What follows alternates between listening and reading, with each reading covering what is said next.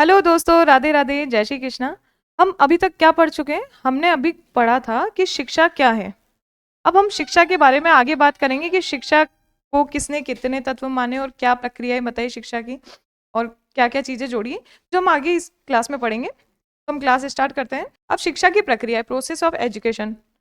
द्विमुखी प्रक्रिया सबसे पहले क्या है? द्विमुखी प्रक्रिया ये किसने बताई?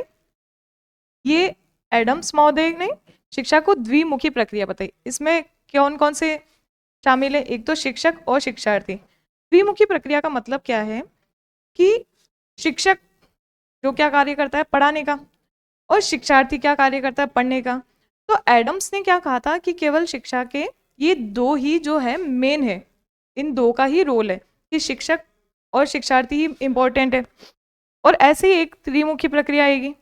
तो इनके अनुसार क्या है कि भाई शिक्षक तो क्या कर रहा है, पढ़ाने का काम, और शिक्षार्थी क्या कर रहा है, सीखने का काम। दोनों एक दूसरे के साथ इंटरेक्शन करके यानी क्रिया करके एक दूसरे को प्रभावित करते हैं। जैसे कि कक्षा में टीचर पढ़ा रहा है और छात्र सवाल पूछ रहा है, तो ये क्या हुआ, इन दोनों के बीच क्रिया हुई। तो एडम्स ने तो किन दोनों के बीच क्रिया मानी थी कि केवल दो ही होते हैं, एक तो होता है, एक पक्ष होता है शिक्षक का और दूसरा पक्ष होता है शिक्षार्थी का, कि केवल ये पढ़ाता है और ये सीखता है, उसके अलावा किसी चीज का कोई रोल नहीं है। और अगला है, इसने एक बार क्या कहा वो पढ़ लेते हैं कि एडम्स महोदय के अनुसार शिक्षण एक ऐसी प्रक्रिया है जिसमें एक व्यक्ति दूसरे पर अर्थात एक दूसरे के विकास में परिवर्तन के लिए कार्य करते हैं। क्या करते हैं? एक दूसरे के विकास में परिवर्तन के लिए कार्य करते हैं। ये क्रिया चेतन युक्त और संप्रयोज्य होती है। मतलब एक दूसरे के विकास को कैसे? जैसे शिक्षक तो बच्चों को पढ़ा रहा है, तो शिक्षार्थी का विकास होगा, और जो कुछ क्वेश्चन जैसे शिक्षार्थी के द्वारा यानी छात्र के द्वारा जो पूछे जा रहे हैं, उससे शिक्षक को भी कुछ नया ज्ञान होता है। कभी कभी जैसा आपने देखा होगा कि टीचर बोलता है कि बच्चे ने कोई क्वेश्चन पूछा और टीचर बोलता है कि मैं आपको इसे कल समझाता हूँ, तो उससे वो कोई नया ज्ञान मिला जिसे वो खुद पढ़ेगा और बच्चे को समझाएगा। इससे क्या होगा, उसका खुद का भी विकास होगा। तो ये क्या बोलना चाह रहा है, ये यही चीज बोलना चाह रहा है कि एक दूसरे के विकास में परिवर्तन के लिए कार्य करते हैं, और ये क्रिया चेतन युक्त और संप्रयोज्य होती है। अर्थात मतलब चेतन अवस्था में ही कोई कार्य पूछा जाएगा कि हमें पता है हम क्या कर रहे हैं, हम क्या नहीं कर रहे हैं, हम क्या पूछ रहे हैं और हम क्या पढ़ा रहे हैं, इस बारे में हमें ज्ञान है। मतलब हम चेतन युक्त और संप्रयोजन, अर्थात जो हम कार्य कर रहे हैं उसके पीछे कोई ना कोई कारण होता है। तो इसमें इन्होंने क्या कहा कि ये दोनों एक दूसरे के विकास में सहायक होते हैं, एक दूसरे के विकास में सहायता करते हैं, शिक्षक और शिक्षार्थी। ऐसे त्रिमुखी प्रक्रिया के लिए किसने कहा? जॉन डीवी और रायबर्न ने के अनुसार शिक्षा की प्रक्रिया क्या है? त्रिमुखी। इसमें कौन कौन है? शिक्षक, एक तो टीचर होता है, शिक्षार्थी यानी स्टूडेंट, और पाठ्यक्रम करिकुलम। इन्होंने क्या बताया कि स्कूल में शिक्षक है, शिक्षक तो क्या कर रहा है, पढ़ाने का काम, और शिक्षार्थी कर रहा है पढ़ने का काम। और जो शिक्षक पढ़ा रहा है वो क्या पढ़ा रहा है, वो कोई एक पर्टिकुलर पाठ्यक्रम होता है जो वो पढ़ाता है। ऐसा नहीं है कि वो कुछ भी पढ़ाए। अब जैसे हम अलग अलग विद्यालय में पढ़ते हैं, लेकिन हम पढ़ाई एक ही चीज कर रहे हैं, सबकी बुक्स एक ही होती है, तो वो एक ही इसलिए होती है ताकि सभी जने चाहे कहीं भी पढ़े लेकिन सही तरीके का ज्ञान ले सके। जैसे 6th क्लास का बच्चा है, तो उसे हम 8th की चीज नहीं पढ़ा सकते, तो एक पाठ्यक्रम निर्धारित होना भी जरूरी है कि उसकी बुद्धि क्षमता के अनुसार कि उसे क्या पढ़ाना है, वो कितना सीख सकता है, कितना सीखने के लिए अभी एबल है। तो उसी हिसाब से उसे ज्ञान देने के लिए पाठ्यक्रम शामिल होता है कि एक तो क्या आ गया, शिक्षक आ गया, ये तीनों आपस में एक दूसरे के साथ जुड़े होते हैं। एक तो शिक्षक इधर आ गया, एक आ गया शिक्षार्थी यानी छात्र, और एक आ गया पाठ्यक्रम। ये आपस में एक दूसरे से जुड़े होते हैं। करिकुलम, जैसे गणित, गणित का कोई टॉपिक है अर्थमेटिक, अर्थमेटिक क्या हो गया, पाठ्यक्रम हो गया। ये पाठ्यक्रम पढ़ा रहे हैं टीचर। क्या?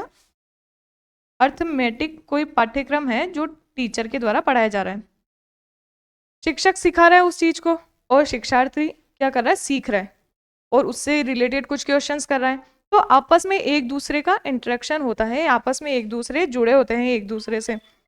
तो इसी प्रकार त्रिमुखी प्रक्रिया की बात किसने की? जॉन डीवी व रायबर्न ने।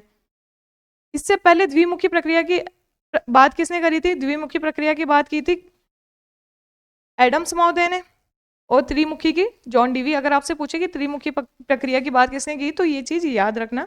और इन्होंने 3 मुख में शिक्षक, शिक्षार्थी और पाठ्यक्रम शामिल माने थे। जॉन डीवी की पुस्तक है एक शिक्षा तथा समाज, जिसमें इन्होंने शिक्षा को त्रिमुखी या त्रिमार्गी प्रक्रिया बताया, और इन्होंने प्रगतिशील शिक्षा की अवधारणा दी। त्रिमुखी प्रक्रिया बताया कि हमने देखा, एक तो शिक्षक माना, एक साइड शिक्षार्थी और एक पाठ्यक्रम, की तीनों का आपस में रोल होना, मतलब तीनों आपस में जुड़कर एक सही ज्ञान प्राप्त करा सकते हैं। ऐसा नहीं कि हम कुछ भी पढ़ लें तो हमें सही तरीके का ज्ञान मिल जाएगा। उसके लिए हमें एक पाठ्यक्रम निर्धारित करना भी जरूरी है, ताकि उसके शिक्षा के द्वारा सही तरीके से सही ज्ञान दे सके। और प्रगतिशील शिक्षा की अवधारणा का मतलब कि उसकी प्रगति हो सके, अर्थात उसे हर प्रकार का ज्ञान मिल सके। अगर हम जैसे हम अपने मन से पढ़ा रहे, तो हो सकता है कि हम कोई चीज़ छोड़ दें, कि हमसे कोई चीज़ छूट गई, हम कोई चीज़ नहीं पढ़ा पाए। जैसे हम गणित पढ़ा रहे, तो हमें स्टेप बाय स्टेप भी चलना जरूरी होगा, कि हम पहले उसे जोड़ बाकी गुणा भाग सिखाएंगे, फिर कोष्टक, छोटा कोष्टक, बड़ा कोष्टक, मंजिला कोष्टक, फिर आपस में क्रिया करना सिखाएंगे। तो ये स्टेप बाय स्टेप चलती है। तो वो किससे होगा, जब पाठ्यक्रम में ये चीज़ें निर्धारित हो जाती हैं, तो उससे उसकी प्रगति जुड़ी होती है। अगला है कि शिक्षा का संकीर्ण अर्थ, नैरो मीनिंग ऑफ एजुकेशन। संकीर्ण अर्थ का क्या मतलब है? संकीर्ण से समझ आ रहा होगा कि छोटा अर्थ, या कोई ऐसे लिमिटेशंस में बंधा हुआ है। इसको 3R कहा गया। 3R में क्या है? रीड, रीडिंग, राइटिंग और अर्थमेटिक, यानी गणना करना, पढ़ना और लिखना सीखेगा। ये कार्य कहाँ होता है? जैसे विद्यालय में। विद्यालय में क्या करते हैं, पहले सबसे पहले बच्चे को क्या करेंगे, पढ़ना सिखाएंगे, कि वह पढ़ सके। जब तक उसे पढ़ना नहीं आएगा, तो वो आगे नहीं बढ़ पाएगा। उसे हर हर जगह कहीं भी जाना है, कहीं भी कुछ भी करना है, तो उसे पढ़ना आना बहुत ज़रूरी है। तो पहले क्या करेगा, वो पढ़ना सीखेगा, फिर अपने शब्दों को लिखना सीखेगा। लिखना सीखेगा, पहले उसने कहानी पढ़ी, कोई हिंदी में कोई एक कहानी थी, उसने वो पढ़ी, फिर उसने उस कहानी को लिखी, और उसने कुछ अपने शब्दों में लिखनी चाहिए। तो वो कब लिख सकेगा, जब वो उसे लिखना आएगा। और गणना करना उसके बाद, जैसे मैथ के क्वेश्चन है, या हम जो दैनिक जीवन में हमारे गणित काम आती है, कि हम कहीं गए राशन लेने और हमने उससे पैसे पूछा कि कितने रुपए देने हैं, तो हमें जब गणना करना आएगा तभी हम उसे ढंग से रुपए दे पाएंगे। अगर वो बोल रहा है 100 रुपये और हम 1000 रुपये दे के आ रहे हैं, तो उस चीज़ के लिए क्या, गणना करना सीखना जरूरी है। तो सबसे पहले क्या कार्य होता है, पढ़ना सिखाते हैं बच्चों को, फिर लिखना सिखाते हैं, फिर गणना करना सिखाते हैं। स्टेप बाय स्टेप चलती है। तो ये क्या संकीर्ण है, इसमें हमें हमें हमारे दैनिक जीवन के जो लाइफ स्किल्स है वो नहीं मिल रही। ये केवल हमें केवल इस विद्यालय में जो ज्ञान प्राप्त होता है, बस उसके बारे में बात कर रहे हैं, कि हमें जो पढ़ाई से रिलेटेड हमें क्या चीज़ काम आती है। बस ये संकीर्ण सोच है, व्यापक सोच नहीं है। व्यापक में हो जाएगा कि जैसे हम दुनिया में, हमें समाज में रहना है, तो हम कैसे रह रहे हैं, वो चीज़ सीखते हैं, वो व्यापक सोच में आ जाती है। संकीर्ण में आ जाता है कि हम केवल लिमिटेशंस सीख रहे हैं, हम केवल जनरल चीज़ें सीख रहे हैं, कि हमें आगे कैसे पास होना है, उसके लिए पढ़ना, उसके लिए लिखना, उसके लिए गणना करना सीख रहे हैं। तो ये संकीर्ण विचार में आ जाएंगे, संकीर्ण सोच में आ जाएंगे। अब ऐसे ही शिक्षा का व्यापक अर्थ के बारे में बात किसने करी? महात्मा गांधी ने। इन्होंने 4R का सिद्धांत दिया। ये क्या बोलते हैं, कि वह शिक्षा जो जीवन पर्यंत चलती है। जीवन पर्यंत मतलब हम कदम कदम पे कुछ ना कुछ सीखते हैं, हर व्यक्ति हमें कुछ ना कुछ सिखा के जाता है। तो ये क्या व्यापक अर्थ की बात कर रहे हैं। तो इसमें जैसे क्या आ गया, मानसिक विकास, यानी हेड। हम हमारी बुद्धि के द्वारा मानसिक विकास ग्रहण करते हैं, या हमारा मानसिक विकास दिमाग से होता है। भावात्मक विकास किससे जुड़ा होता है? हार्ट से, कि हम हमारी भावनाएं, जो हंसना, खुश, दया, करुणा और अनुशासन, जो भी हमारी भावना होती है, वो कहाँ से आती है? हमारे हार्ट से जुड़ी होती है। क्रियात्मक कार्य, एंड मतलब हमें कोई चीज़, कोई ऐसी कला है हमारे अंदर, जैसे पेंटिंग करना या टाइपिंग करना। टाइपिंग भी हर इंसान के बस की बात नहीं होती है, टाइपिंग के लिए भी आपको पहले अच्छे से प्रैक्टिस करनी पड़ती है। तो ऐसे पेंटिंग है, टाइपिंग है, या कोई सिलाई कढ़ाई, ऐसे कोई भी कार्य जो इसमें हमारे हाथ का काम आता है, तो ये क्या हो गया? क्रियात्मक, हैंड से रिलेटेड। शारीरिक विकास किससे? हेल्थ से। हेल्थ यानी हमारा खुद का शरीर, हेल्थ स्वस्थ, मतलब शारीरिक विकास अच्छा होगा। तो ये सब क्या है? ये है व्यापक सोच। अब जैसे हैंड, अपन हेड से बात करते हैं, कि मानसिक विकास। मानसिक विकास क्या है? दिमाग से। जैसे सोचने समझने की क्षमता हमें किसके द्वारा मिलती है? हमारे दिमाग के द्वारा, हमारी बुद्धि के द्वारा। हम समाज में कैसे रहना है, हम क्या कर रहे हैं जो सही है, क्या कर रहे हैं जो गलत है, वो किससे होता है? हमारे मानसिक विकास से जुड़ा होता है। ऐसे भावात्मक विकास हार्ट, यानी हम जैसे किसी की मदद करते हैं, हमारे मन में दया करुणा का भाव कहाँ से आती है? मानसिक विकास, ये भावात्मक विकास है। तो हमारे भावात्मक विकास किससे जुड़ा होता है? हार्ट से। ये केवल इन्होंने ये समझाने के लिए दिया है कि ये जो 4R है ना, 4H है सॉरी, तो हेड, हार्ट, हैंड और हेल्थ, इसलिए 4H कहा था, 4H। इसमें इन्होंने सब चीज शामिल करी है कि हम जीवन में जो भी सीखते हैं, कहाँ से सीखते हैं, कैसे सीखते हैं, हमें खुद नहीं पता होता हमने कहाँ से क्या ज्ञान ले लिया। तो ये सारी चीजें मतलब जो जीवन पर्यंत चलती है। क्रियात्मक विकास जो हम कार्य कर रहे हैं, कुछ भी हमारे जो स्किल्स है हाथों के द्वारा या जो हम कर सकते हैं, वो क्रियात्मक। शारीरिक विकास में जैसे हमने योगा करना या खेल खेल में हमारे शरीर को स्वस्थ रखना, ये सारे शारीरिक विकास से जुड़े होंगे। तो ये 4R का मतलब 4H का मतलब समझ गए। और किसने दिया था ये व्यापक अर्थ? महात्मा गांधी ने। कि इनके द्वारा बताना चाह रहे थे कि हम हर चीज सीखना, हमारा सीखना जीवन पर्यंत चलता है। हम ऐसा नहीं है कि छोटे बच्चे हमें नहीं सिखा सकते, छोटे बच्चे भी हमें कुछ ना कुछ सिखा के चल जाते हैं। ऐसे ही जैसे बड़े बड़े लोग हैं, हमें सम्मान करना सिखाते हैं कि कैसे बड़ों का सम्मान किया जाता है, कैसे व्यवहार किया जाता है समाज में। तो ये सारे कार्य कोई भी हमें कुछ भी सिखा सकता है जो हमारे जीवन पर्यंत चलती है। अब शिक्षा के प्रकार, शिक्षा के 3 प्रकार बताएं। क्या? औपचारिक शिक्षा, फॉर्मल। औपचारिक शिक्षा क्या है? जहाँ पे कोई निर्धारित समय होता है और निर्धारित स्थान पे दिया जाता है, जैसे विद्यालय, स्कूल यानी और कॉलेज, ये सब क्या है? औपचारिक शिक्षा, जहाँ पे हमें औपचारिक शिक्षा दी जाती है, कोई निर्धारित स्थान होता है और उसके लिए हमें, जैसे हम स्कूल जाते हैं तो हमें मार्कशीट मिलती है।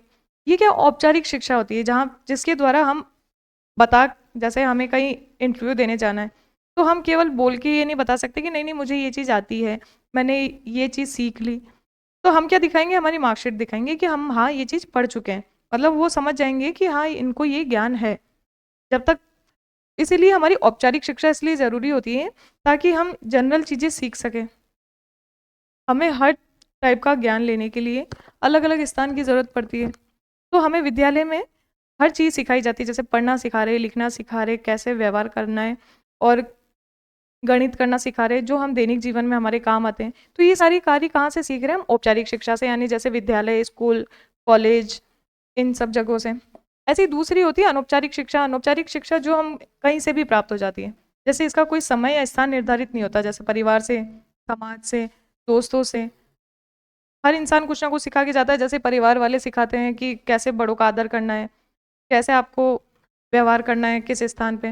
विद्यालय हमें कुछ और सिखाता है, विद्यालय जो सिखाता है वो हमारे औपचारिक शिक्षा में आ जाता है। अनौपचारिक शिक्षा में आ जाता है जो हमें जैसे दोस्त सिखा रहे हैं कि हमें कार्य, जैसे हमने मोबाइल चलाना सीखा दोस्तों से। माँ से क्या सीखा हमने? माँ से जैसे रोटी बनाना सीख लिया। तो ये सारी जो ज्ञान है, ये सारी जो शिक्षा है, वो अनौपचारिक शिक्षा में आती है, जिसकी कोई स्कूल नहीं होती, जिसमें हमें कोई स्कूल में जाके नहीं सीख रहे, हम दैनिक जीवन में सीख रहे हैं जो कार्य, वो अनौपचारिक शिक्षा में आती है, जिसमें हमारा कोई निश्चित नहीं होता कि हमें 10 बजे उठ के वहाँ जाना है और हमें ये चीज़ सीखनी है। जो अनिश्चित समय पे कभी भी कहीं भी सीख जाते हैं, वो अनौपचारिक शिक्षा में आती है। फ्रोबेल ने अनुसार क्या है कि माताएं आदर्श अध्यापिकाएं हैं तथा परिवार द्वारा दी जाने वाली अनौपचारिक शिक्षा प्रभावशाली व स्वाभाविक है। जैसे हमें कहते हैं ना कि अगर परिवार अच्छा है तो बच्चा भी अच्छा ही होगा, संस्कारी होगा। और परिवार उसका अच्छा नहीं है, जैसे कि एक परिवार में काफ़ी लड़ाई झगड़े होते हैं और एक परिवार में सब खुशी खुशी रहते हैं, तो उन दोनों बच्चों, वहाँ परिवार में जो बड़े हो रहे हैं बच्चे, उनका व्यवहार भी वैसा ही होता है। तो परिवार का हमारे जीवन में बहुत बड़ा रोल होता है कि जैसे परिवार के लोग व्यवहार करते हैं वैसे ही बच्चा व्यवहार करना सीखता है।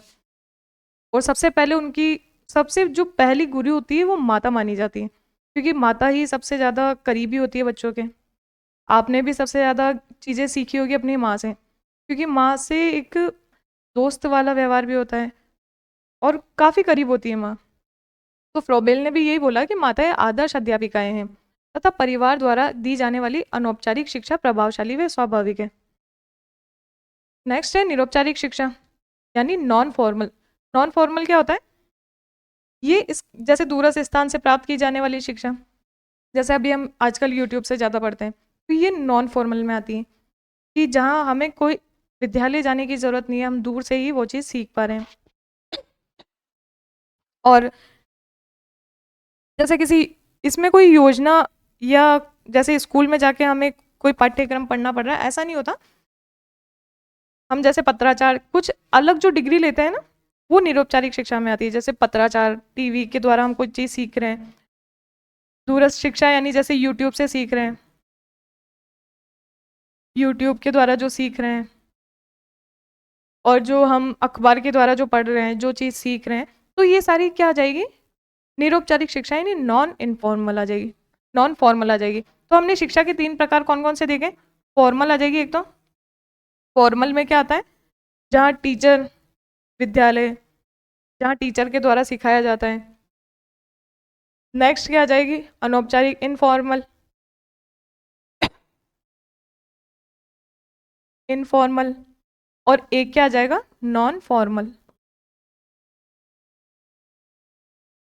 मतलब हम इन्हीं 3 ही तरीकों से शिक्षा ग्रहण करते हैं। जहाँ यहाँ तो आ जाएगा विद्यालय, विद्यालय के द्वारा। इनफॉर्मल में आ जाएगा जैसे परिवार के द्वारा। नॉन फॉर्मल में आ जाएगा जैसे यूट्यूब के द्वारा। तो आप समझ गए होंगे कि फॉर्मल, इनफॉर्मल और नॉन फॉर्मल क्या होता है। बिल्कुल ईजी है, बस इसको एक बार इसके अर्थ को समझ लोगे तो आपको पता चल जाएगा कि आप किस तरीके की शिक्षा ले रहे हो। तो हमने आज क्या पढ़ा कि शिक्षा के प्रकार और शिक्षा के बारे में, और जो कुछ कि भाई इसकी द्विमुखी प्रक्रिया, त्रिमुखी प्रक्रिया। अब हम नेक्स्ट क्लास में शिक्षा मनोविज्ञान को प्रॉपर तरीके से पढ़ना शुरू करेंगे। धन्यवाद।